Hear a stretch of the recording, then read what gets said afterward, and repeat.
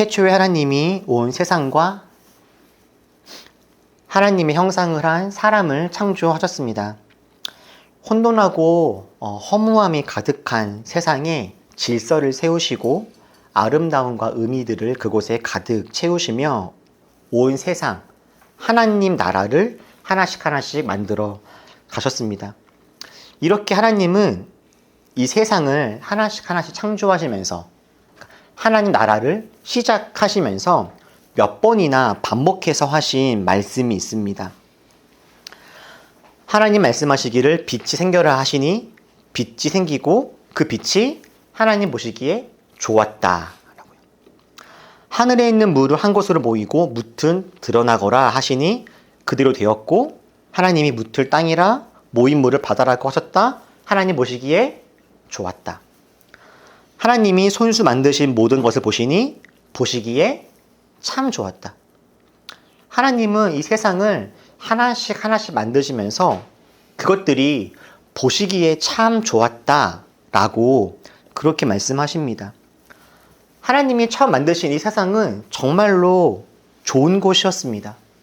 지금 우리가 살아가고 있는 이 세상은 탄식과 아픔과 눈물이 가득한 곳이지만 여전히 전쟁으로 너무나 어린 아이들이 이유도 모른 채 죽어가고 있는 그런 우리들의 요즘의 현실이지만 하나님이 처음 창조하신 그 세상은 정말 아름다운 곳, 하나님 보시기에도 참 좋은 곳이었습니다.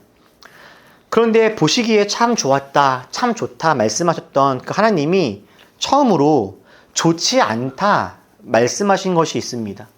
좋다, 참 좋다 하셨는데 처음으로 좋지 않다라고 하신 말씀이요. 바로 오늘 우리가 함께 읽었던 말씀 2장의 18절입니다. 우리 같이 함께 읽어볼까요? 18절. 자, 시작. 주 하나님이 말씀하셨다. 남자가 혼자 있는 것이 좋지 않다. 그를 돕는 사람, 곧 그에게 알맞은 짝을 만들어 주겠다. 하나님이 처음으로 좋지 않다 하신 것은 남자가 혼자 있는 것이라고 합니다. 여러분은 이 18절의 말씀 어떻게 이해가 되십니까? 이 2장 18절을 비롯하여서 오늘 저희가 읽은 창세기 2장의 이 말씀은, 본문은 결혼식 주례에서 종종 사용되어지는 본문일 겁니다. 여러분이 아마 결혼식을 가신다면 거기서 기독교 예식으로 한다면 아마도 10번 중에 7번은 이 본문으로 아마 주례가 되곤 할 겁니다.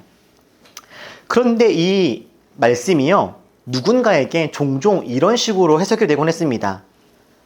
중년의 남성이 결혼하지 않고 혼자 지내는 것이 좋지 않으니 돕는 배필, 즉 남자를 도와줄 여자, 밥도 해주고 빨래도 해주는 그런 아내를 만나게 해주겠다라고요.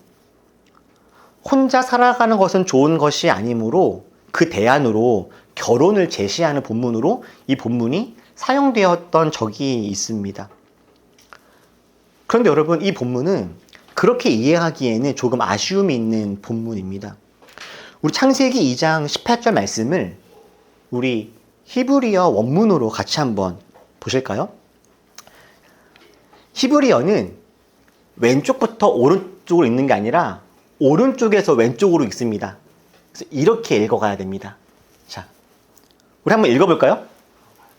와요메르, 야훼, 엘로힘, 로 토브, 헤요트, 하담, 레바도, 에세로, 에제르, 케네그도입니다.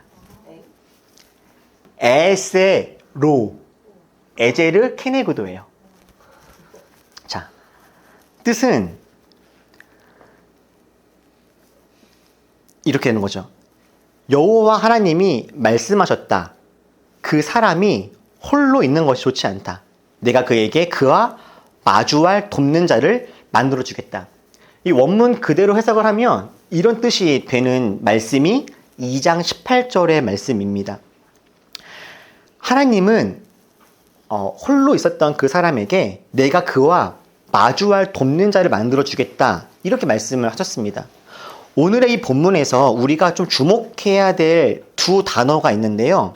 그 한 가지는 우리가 읽었던 이 세번역 본에서는 남자로, 개역 개정 성경에서는 사람으로 번역되어지는 이 히브리어 이 아담입니다.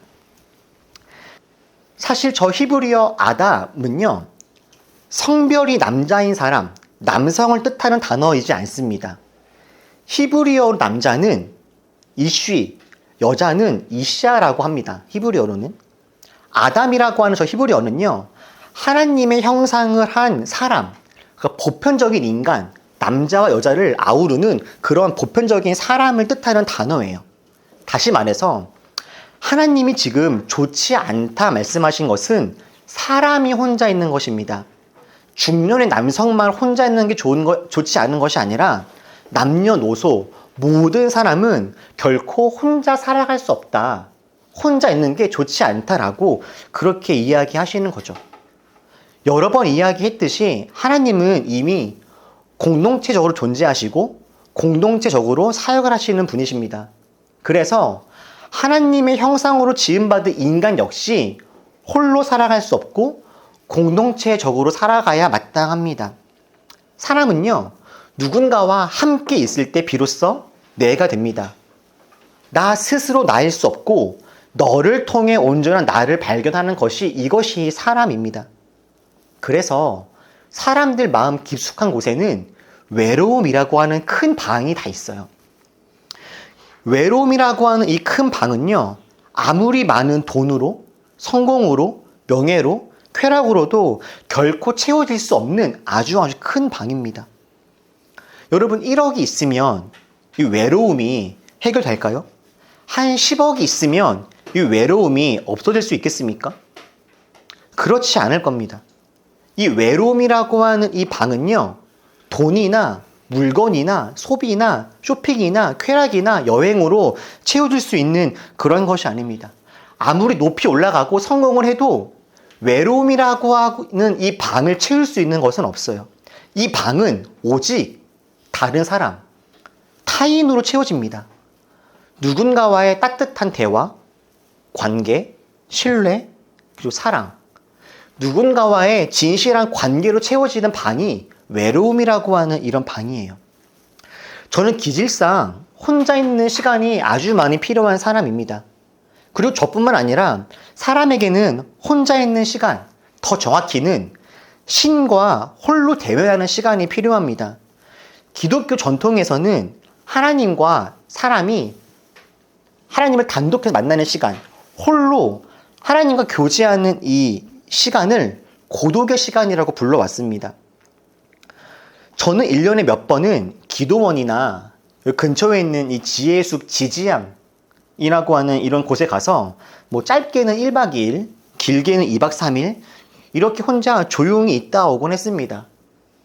원래 제가 예전에 사역할 때에는 1년에 한 번 내지 두 번은 반드시 이런 혼자만의 이런 시간들을 제가 꼭 가져야만 할 정도로 저는 혼자 있는 시간이 아주 필요하고 중요한 사람입니다.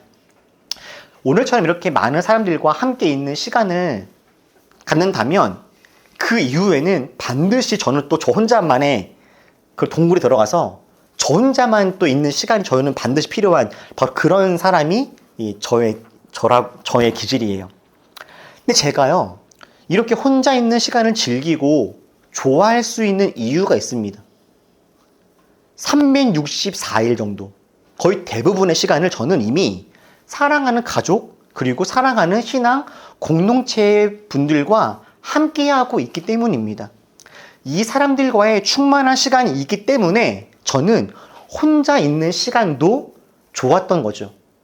마치 돌아갈 집이 있기 때문에 여행이 즐거운 것처럼 사랑하는 사람들이 이미 있기 때문에 저에게는 혼자 있는 시간도 좋고 필요했던 겁니다. 만약에 항상 혼자만 있는다면 저는 금세 외로움을 느끼고 누군가와의 만남, 교제, 사랑을 엄청 갈구했을 거예요. 타인은 지옥이라는 말이 나올 만큼 관계로 인한 힘듦, 스트레스가 심해진 시대이고 사람은 사람을 통해서 가장 큰 상처를 받지만 아이러니하게도 사람은 결국 사람을 통해서 삶의 의미를 깨닫고 행복과 삶의 충만함을 얻게 됩니다. 이것이 하나님이 창조하신 사람의 모습인 거죠. 그래서 하나님은 이 아담에게 에제르 케네그도를 주겠다라고 하십니다.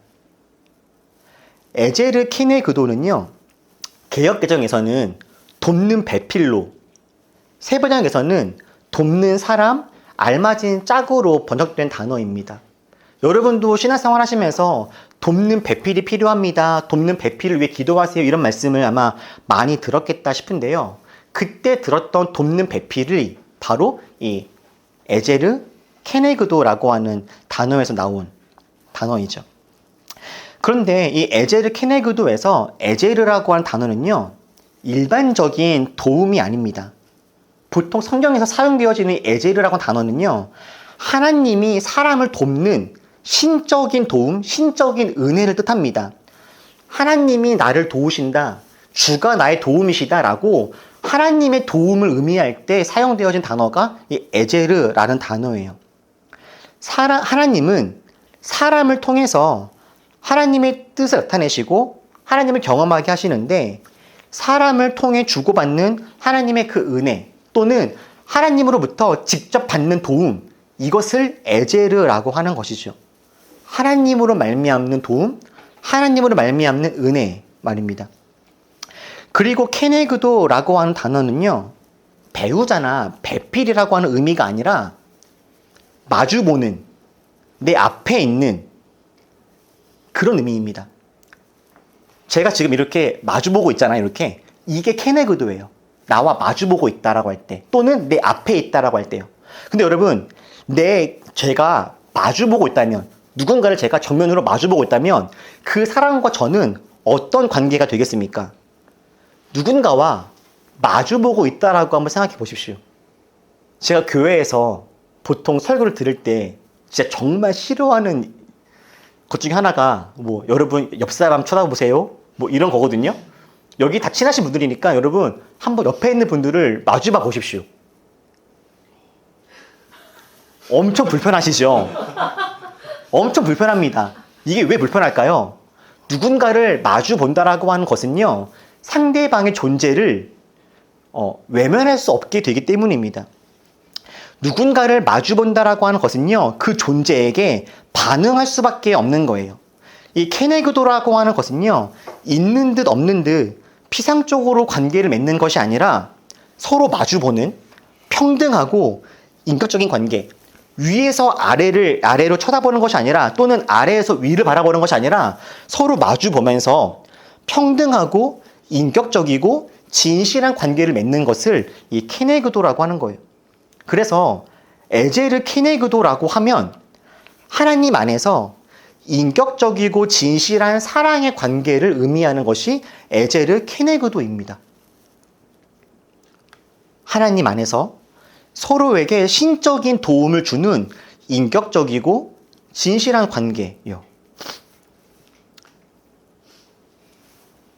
그런데 여러분, 하나님은 사람이 혼자 있는 것이 좋지 않아서 에제르 케네그도, 하나님 안에서 서로에게 도움을 주는 인격적이고 진실한 관계를 맺을 수 있는 자를 주셨는데, 하나님 안에서 인격적이고 진실한 사랑의 관계를 맺는 사람들을 여러분 뭐라고 합니까? 하나님 안에서 인격적이고 진실한 사랑의 관계를 맺는 사람들, 교회라고 하지 않습니까? 교회가 이것이죠. 하나님 안에서 서로 진실한 사랑의 관계를 하는 사람들의 모임이, 그것이 바로 교회 아니겠습니까? 믿음의 공동체, 신앙의 공동체 말입니다. 하나님이 아담에게 주신 것은 다름 아닌 믿음의 공동체, 교회입니다.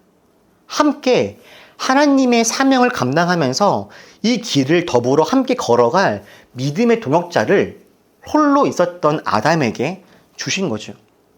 그렇게 하나님은 아담에게 하와를 보내셔서 아담과 하와는 성경이 기록하는 첫 번째 신앙 공동체이며 성경이 기록하는 첫 번째 가정을 이루게 됩니다. 말씀을 드린 것처럼 아담과 하와는요, 성경이 기록하고 있는 최초의 가정이기도 합니다. 그리고 동시에 최초의 신앙 공동체 교회이기도 하죠.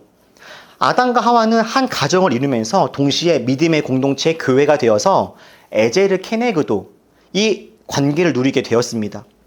저희 교회에도 함께 신앙생활 하다가 결혼에 이르신 몇몇 분들이 계시는데요.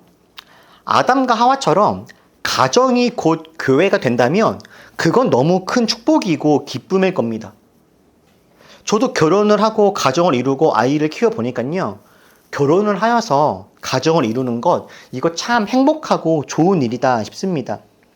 그런데 결혼을 해서 가정을 이루는 것만이 에제르 케네그도의 관계를 누리게 되어지는 유일한 방식인 것은 아닙니다.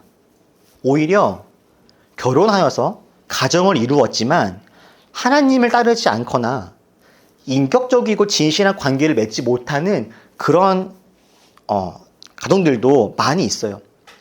만약 결혼이 에제르 케네그도 하나님 안에서 진실한 관계를 누릴 수 있는 유일한 방식이었다면 우리들의 모범 되시고 완전하신 예수님 역시 결혼을 하셨겠죠? 자신의 목숨을 아끼지 않고 주님 말씀에 순종했던 바울 역시도 결혼을 했을 겁니다. 그런데 예수님도 바울도 결혼하지 않았죠. 오히려 바울은 할 수만 있으면 나처럼 살아라, 즉 결혼하지 말아라 라고 했습니다. 바울은요, 어쩔 수 없는 사람들이 결혼하라 라고 합니다. 저희들 안에 있는 이기심은 결혼을 통하여서 혈연과 경제력 그리고 자녀로 서로를 묶어놓지 않으면 누군가를 사랑하기에 아주 미숙한 사람들이고 사랑의 실력이 없는 사람들입니다. 그래서 가정을 이루어서 공동체를 이루는 것이 필요할 때가 있습니다. 그러나 예수님과 바울처럼 굳이 혈연 또는 경제력 또는 자녀로 묶이지 않더라도 정말로 누군가를 내 몸처럼 사랑할 실력이 있는 사람들에게 결혼은 각자의 상황에 따른 선택이지 필수는 아닌 것이죠. 중요한 것은 결혼을 하느냐 마느냐가 아니라 예수님을 머리로 서로 한 몸이 되어서 사랑하며 진실한 공동체를 누리고 있는가 그렇지 않은가입니다. 어떤 사람은 결혼이라고 하는 것을 통해서 하나님 안에서 한 믿음의 공동체를 이루며 에제르 케네그도의 관계를 누리시는 분들이 있고요. 어떤 분들은 굳이 결혼하지 않고 혼자 살아가면서 그렇게 하나님 안에서의 친밀한 관계, 진실한 관계를 누리시는 분들도 있을 겁니다.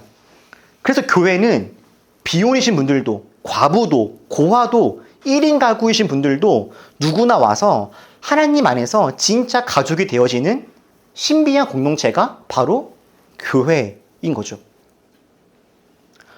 물론 결혼을 했다라고 해서 그 사람들이 모두가 다 에제르 케네그도의 관계를 누리는 것은 아니고, 결혼을 했음에도 불구하고 이 에제르 케네그도 하나님 안에서 진실한 관계를 못 맺는 사람들도 있는 것처럼, 교회를 다닌다고 해도 어떤 분들은요, 교회 안에 있음에도 불구하고 이 에제르 케네그도 하나님 안에서의 진실한 관계를 맺지 못하는 분들도 있습니다.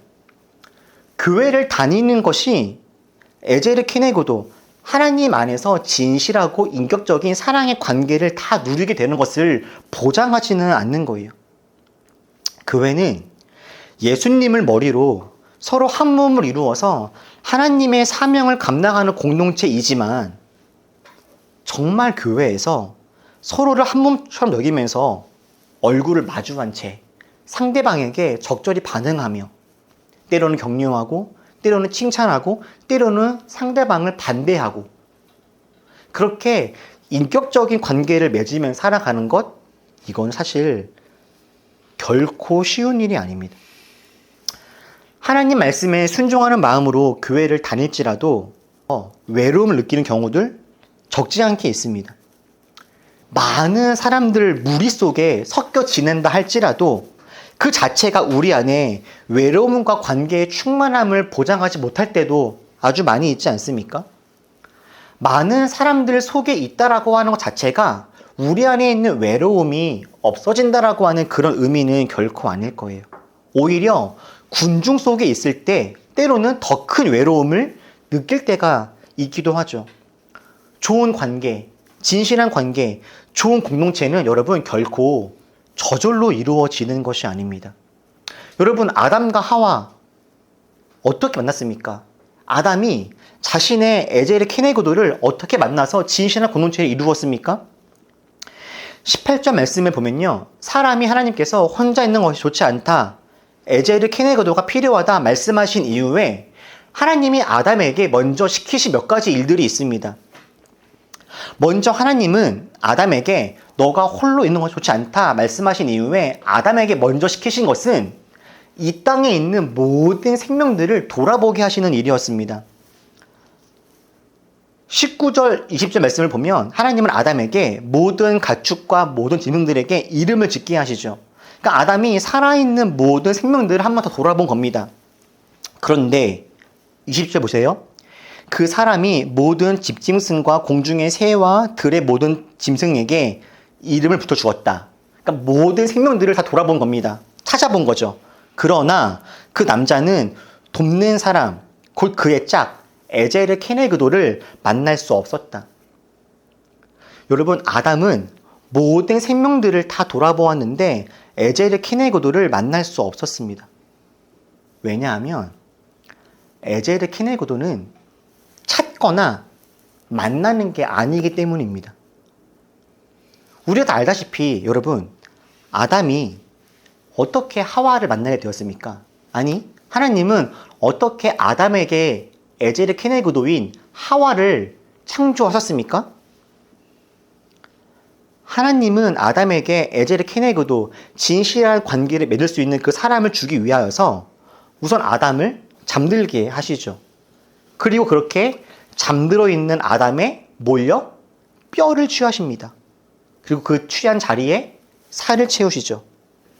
그렇게 아담에게 취한 뼈로 하와를 창조하세요. 여러분, 아담은 에젤의 케네고도를 만나 그와 한 공동체를 이루기 위해서 자신의 뼈를 내어놓아야 했습니다. 이게 무슨 말입니까? 진실한 관계는요, 찾고 만나서 이루어지는 것이 아니라 우리들의 뼈를 내어놓아야 세워진다라고 하는 거예요. 저절로 세워지는 진실한 관계, 진실한 공동체란 없습니다. 뼈를 내어놓는 헌신과 수고를 통해서 우리는 그런 진실한 관계를 만들고 세워져 가게 되는 것 뿐이에요. 여러분, 우리가 어떤 일에 정말 최선을 다했을 때 뼈를 갈아 넣었다, 이렇게 이야기하지 않습니까? 네, 맞습니다, 여러분. 뼈를 갈아 넣어야 합니다. 건강한 관계, 건강한 공동체, 사랑하는 누군가와의 관계를 위해서는 누군가의 헌신과 누군가의 눈물과 누군가의 기도와 누군가의 피와 땀이 있어야, 누군가가 뼈를 갈아 넣어야 그 관계가 유지되어지고 세워지게 되는 거예요. 한때 기독교에서는 헌신페이, 열정페이 같은 단어들이 많이 회자가 될 때가 있었습니다. 청년, 부교육자, 교회 직원분들, 그 사람들 마음속에 있는 하나님과 교회를 향한 그 사랑과 헌신을 이용하여 과한 노동을 시키고 그에 대한 정당한 보상을 해주지 않는 이런 교회의 좋지 않은 모습들을 비판했던 이야기들이었죠. 누군가의 헌신과 사랑을 이용하고 그에게 마땅히 지급해야 될 대가를 지급하지 않는 건 정말로 악하고 나쁜 일입니다. 그런데 여러분, 그렇다고 해서 그분들의 헌신과 열정 자체가 나쁜 것은 결코 아닙니다. 일한 만큼 정당한 대가를 받는 것은 정말 중요하고 꼭 필요하지만, 사람이란 내가 일한 만큼 대가와 보상을 받았을 때에만 의미를 느끼는 것은 아닙니다. 오히려 사람은 대가가 없을지라도 의미 있는 것에 내 삶을 드리고 헌신하고 최선을 다하는 그 상황 속에서 엄청난 보람과 행복을 느낍니다. 교회에서 헌신페이, 열정페이가 문제가 되는 것은 누군가의 헌신과 열정을 당연히 여기고 그 사랑을 이용하는 사람들이 문제지, 그들의 열심과 헌신 자체는 아닌 것이죠. 오히려 하나님은 저희들에게 헌신과 열정을 요청하십니다. 누군가를 사랑하기 위해서, 진실한 공동체를 세우기 위해서 하나님은 우리들의 시간과 물질과 마음을 요청하세요. 예수님은 베드로가 예수님을 끝까지 따를 때 그에게 어떤 비극적인 결말이 올지 알고 있었습니다. 그러나 베드로를 말리지 않습니다. 베드로가 어떻게 순교할지, 어떤 고난 받을지를 아셨지만 베드로에게 그 길 가지 말라고 말씀하지 않으시고 오히려 나를 따르라고 하십니다.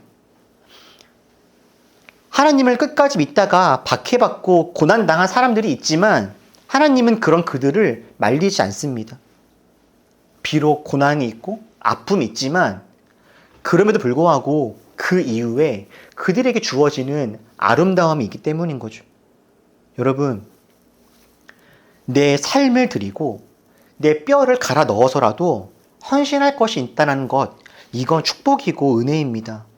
오히려 헌신할 곳이 없는 것, 내 삶을 온전히 불태울 것이 없는 삶이 불행이죠. 정말 의미 있는 일을 발견하고 그 일에 내 삶을, 내 시간을, 내 열정을, 내 물질을 다 드릴 수 있다면, 그럴 만한 일이 있다면 그런 삶이야말로 정말 충만한 삶입니다. 어떻게 해야 나는 손해보지 않을까 계산하면서 손해보지 않는 길만 걸어가는 것이 좋은 삶이 아니라 비록 내 삶이 조금 힘들고 어렵고 손해를 볼지라도 그것이 정말로 아름답고 의미 있는 것임을 깨달아 그 길로 정말로 걸어갈 수 있는 것, 내 삶을 다 들여서 잠도 줄이고 내 헌신과 열정을 통해서 무엇인가를 세울 수 있는 것이 있는 사람, 그 삶이 정말로 복된 인생인 것이죠. 물론 뼈를 갈아 넣는 것, 사실 이건 고통스러운 일일 겁니다. 힘든 일이죠. 그런데 여러분, 정말 다행스럽고 감사한 게 뭔지 아십니까? 하나님은 아담에게 뼈를 취해 가실 때 아담을 잠을 자고 수면 마취를 한 다음에 그 다음에 그에게 뼈를 취해 가셨다라는 거예요. 여러분, 위내시경 할 때, 그러니까 일반 내시경으로 하면 정말 토할 것 같고 죽을 것 같지만 수면으로 하면 할만하잖아요. 저는 아직 수면 외에 내시경을 하지 않아 봤는데 상상도 하기가 어렵습니다. 끔찍하죠. 그런데 수면 내시경을 할 때는 어떻습니까? 저는 제가 처음 수면 내시경을 할 때 누워있는 다음에 제 입에다가 뭘 이렇게 씌우시더라고요. 그런데도 계속 뭔가를 안 하시길래 제가 이거 언제 하세요? 라고 물어봤더니 끝났으니까 가세요 라고 하더라고요. 잠자고 있는 동안에 이루어진 그 일들은 저는 기억하지 못할 정도로 하나님은 아담을 수면으로 재우신 다음에 그 다음에 그의 뼈를 취하세요. 저는 하나님이 아담을 잠들게 했다라고 하는 이 말이 무엇인지 뭔가 알 것 같아요. 저는 아담으로 하여금 현실이 아닌 꿈을 꾸게 하셨구나라고 이해합니다. 여러분, 현실은 때로 힘들고 지치죠. 그런데 하나님께 꿈과 비전을 받은 사람들, 하나님께 취한 사람들은요, 하나님의 비전에 잠든 사람들은요, 그 꿈과 비전을 위해서 내 뼈를 갈아 넣는 것이 여러분 고통스럽지 않습니다. 하나님의 꿈과 비전에 취해서 그 꿈에 잠들어 있는 사람들은요, 내 삶을 드리고 헌신하는 것이요, 즐겁고 기쁘기도 합니다. 제가 30살에 교회 개척을 꿈꾸고 계획할 때 제 사비를 들여서 수천만 원을 들여서 제가 신학을 공부하고 제 시간을 드리고 에너지를 들여서 하나님을 알아가려고 할 때 그 과정이요, 저에게는 매우 기쁜 일이었습니다. 제가 공부를 더 하고 시간을 들이고 돈을 더 쓴다고 한들 그게 저에게 어떤 더 큰 명예나 어떤 성공을 보장해 주는 것이 아니었음에도 불구하고 하나님을 알아가는 과정, 누군가에게 주님을 더 잘 알아서 잘 전할 수 있다라고 하는 그 모습이 저에게 너무 큰 기쁨이었죠. 그래서 수천만 원의 학비를 내고 주님을 배우고 공부하고 시간을 들이고 하는 과정 자체가 저에게는 참 큰 기쁨이었습니다. 돈을 잘 버는 것이 성공이라고 이야기하는 이 세상 속에서 진실한 공동체, 사랑을 주고받는 사람들, 성령의 역사가 있는 예배, 이런 교회를 세우고 누릴 생각을 하면 정말로 설레었습니다. 그 꿈에 취하면 돈을 조금 받아도, 조금 벌어도, 몸이 조금 상해도 여러분 괜찮았습니다. 하나님이 주신 그 교회의 꿈에 취해서 저도 제 뼈를 갈아 넣어봤죠. 그런데 아프지 않습니다. 뼈를 갈아 넣어도 하나님의 꿈에 취해 있다면 이상하게 재밌고요. 즐겁고 설레고 기쁩니다. 결국 아담은 하나님의 그 수면 마취 때문에 뼈를 내놓았을지라도 아프지 않았을 뿐만 아니라 수술 후 깨어난 뒤에 뼈가 하나 없어졌음에도 불구하고 아담은 죽지 않았죠. 뼈를 내어준 그 자리엔 새 살이 생겼습니다. 뼈를 주었다고 해서 아담의 삶이 어려워지거나 아담이 크게 나빠진 것이 아닙니다. 오히려 자신의 뼈를 주고 창조된 하와를 보고 아담은 이렇게 고백하죠. 아담이 이르되 이는 내 뼈 중에 뼈요 살 중에 살이라. 자신의 뼈로 창조된 하와를 보고 아담은 아까워하지 않습니다. 그렇게 만나게 된 하와가 아담은 너무 좋았습니다. 내 뼈 하나를 주고 아담은 한 생명을, 한 사람을, 한 공동체를 얻게 되었습니다. 아담은 하와를 보고 함께 있을 때 부끄러워하지 않았어요.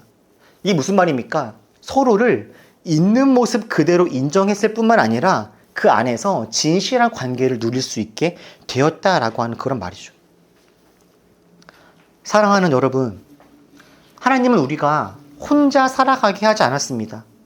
하나님은 우리에게 서로를 마주하고 서로를 돕는 에제르 케네그도의 관계를 주셨습니다. 그런 관계들이 모여서 공동체를 이룹니다. 그것을 교회라고 하죠.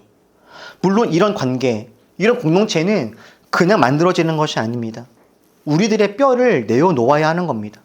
사랑에는 언제나 수고가 따르기 때문이죠.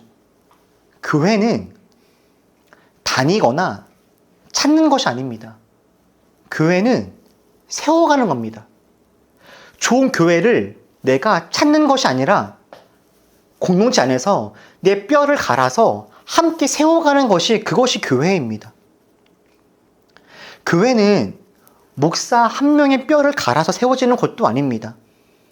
솔직히 저는 제 뼈만 갈아서 교회를 세울 수만 있다면 저는 정말로 그렇게 하고 싶습니다. 나 혼자만 최선을 다해서도 이 공동체를 세울 수 있는 것이라면 저는 기꺼이 그렇게 하고 싶어요. 아담은 뼈를 한 개 내놓았지만 저는 뼈를 다 내놓아서 그것을 할 수 있다라고 한다면 그렇게 하고 싶습니다.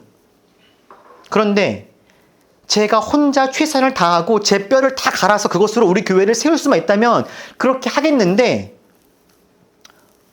안타깝게도 저는 뼈가 약합니다.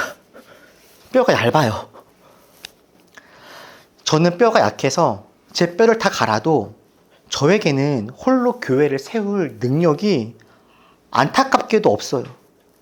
그리고 무엇보다 교회는 교역자 한 사람의 헌신으로 세워지는 공동체가 아니더라고요. 교회는 각 지체 한 사람 한 사람이 자신의 뼈를 내어놓고 헌신과 눈물을 흘릴 때 세워지는 것이 믿음의 공동체였던 겁니다. 물론 이 과정이 쉽지 않지만 우리가 말씀을 나눈 것처럼 힘들고 아프기만 한 건 아닙니다. 힘든 일이 없지 않겠지만 우리가 비장하게 이빨 꽉 깨물고 억지로 걸어가야 하는 것도 아닙니다. 하나님의 꿈에 취해서 즐겁고 기쁘게 우리는 기꺼이 헌신할 수 있습니다. 물론 현실은 고단하지만 하나님은 우리들로 하나님의 꿈과 비전으로 마취시켜 주실 겁니다. 의미 있는 것, 좋은 것에 내 온 삶을 드릴 수 있다면 그것이야말로 영광이며 축복된 삶이겠죠. 사랑하는 성도 여러분, 우리 그렇게 서로 에제르 케네그도, 서로 사랑하는 진실한 관계, 하나님의 뜻을 이루며 사명 감당하는 진실한 공동체 이루면서 우리 하나님을 기쁘게, 세상을 아름답게 하는 그런 의미 있고 풍성한 복된 삶 함께 살아가길 축복합니다. 기도하겠습니다.